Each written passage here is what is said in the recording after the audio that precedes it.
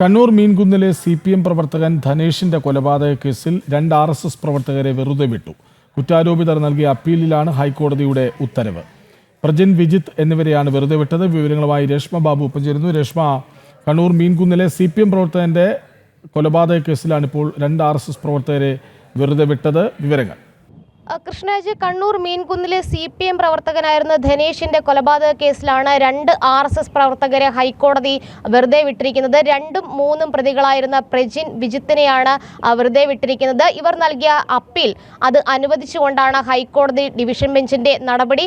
കുറ്റാരോപിതർക്കെതിരെ തെളിവില്ല എന്നുകൂടി ഹൈക്കോടതി ഈ ഉത്തരവിൽ ചൂണ്ടിക്കാട്ടുകയും ചെയ്തിട്ടുണ്ട്. ഒപ്പം തന്നെ മെറ്റീരിയൽ എവിഡൻസ് അത് പ്രൂവ് ചെയ്യുന്നതിൽ വിചാരണ കോടതിക്ക് അതോടൊപ്പം തന്നെ പ്രോസിക്യൂഷനും വീഴ്ച പറ്റി എന്നതടക്കമുള്ള ഗുരുതരമായിട്ടുള്ള പരാമർശങ്ങളും ഹൈക്കോടതി ഈ ഉത്തരവിൽ ചൂണ്ടിക്കാട്ടുകയും ചെയ്തിട്ടുണ്ട്. അതായത് നേരത്തെ തലശ്ശേരി അഡീഷണൽ സെഷൻസ് കോടതി 2017 പ്രജിനെയും വിജിത്തിനെയും ജീവപര്യന്തം കഠിന തടവിനും ഒപ്പം തന്നെ 30,000 രൂപ പിഴയും ശിക്ഷ വിധിച്ചിരുന്നു. ഈ ശിക്ഷാവിധി തെറ്റാണെന്നുകൂടി ഹൈക്കോടതി പറയുകയും അതിന്റെ അടിസ്ഥാനത്തിൽ ഈ ശിക്ഷാവിധി റദ്ദാക്കുകയും ചെയ്തിട്ടുണ്ട്. ഒപ്പം തന്നെ ഈ വസ്തുതകൾ പരിശോധിക്കുന്നതിൽ തലശ്ശേരി അഡീഷണൽ സെഷൻസ് കോടതിക്ക് വീഴ്ച പറ്റി എന്നുള്ള കണ്ടെത്തലും ഹൈക്കോടതി നടത്തിയിരിക്കുകയാണ്. ഈ കേസിനാസ്പദമായിട്ടുള്ള സംഭവം നടക്കുന്നത് 2008 ജനുവരി 12-നാണ്. ബൈക്കിൽ വീട്ടിലേക്ക് സഞ്ചരിക്കവേ ധനേഷിനെ 9-അംഗ സംഘം വെട്ടിക്കൊലപ്പെടുത്തിയെന്നായിരുന്നു പ്രോസിക്യൂഷന്റെ കേസ്.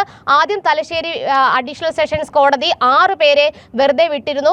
പ്രജിനെയും വിജിത്തിനെയുമായിരുന്നു ശിക്ഷിച്ചത്. എന്നാൽ കുറ്റാരോപിതർക്കെതിരെ തെളിവുകളില്ല എന്നും പ്രോസിക്യൂഷൻ ഈ ഒരു സംഭവം ഈ ഒരു കുറ്റം സംശയാതീതമായിട്ട് തെളിയിക്കുന്നതിൽ പരാജയപ്പെട്ടു എന്നതടക്കം ചൂണ്ടിക്കാട്ടിക്കൊണ്ടാണ് ഹൈക്കോടതി ഇരുവരെയും വെറുതെ വിട്ടിരിക്കുന്നത്. കൃഷ്ണരാജ്, കണ്ണൂർ മീൻകുന്നിലെ CPM പ്രവർത്തകൻ ധനേഷിന്റെ കൊലപാതക കേസിൽ 2 RSS പ്രവർത്തകരെ ഹൈക്കോടതി വെറുതെ വിട്ടു. വിവരങ്ങൾ നൽകുകയായിരുന്നു രേഷ്മ ബാബു.